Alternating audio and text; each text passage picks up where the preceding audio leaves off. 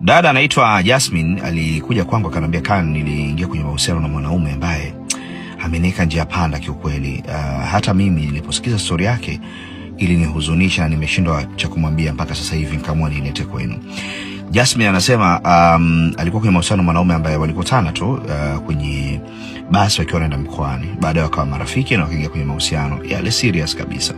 So kwenye mahusiano yao walishashiriki tendo zaidi ya mara 3 na hawakupima VVU. Na walikuwa wanakwenda kavu kabisa. So siku walikuwa na safari, wamesema kwenda Morogoro kwa ajili ya mapumziko. Wakati wako Morogoro pamepikwa, wamemaliza, wamekula nini, wameenjoy, wamefanya walichofanya, wapo kwenye mapumziko. Jasmine akasema kataka kufanya utani kidogo kwa mpenzi wake. Akamwambia, babe, nimesahau dawa zangu za ARV, nimesahau dawa na muda wa kumeza umefika, sijui nafanyeje. Yani alikuwa tu anamtania. Jamaa akamwambia, pole, lakini sidhani kama dawa zinaingiliana, sina uhakika. Lakini kwa sababu ni dharura, leo basi tumia za kwangu. Jasmine akasmile, akajua ni utani. Jamaa kweli kachukua dawa kamletea.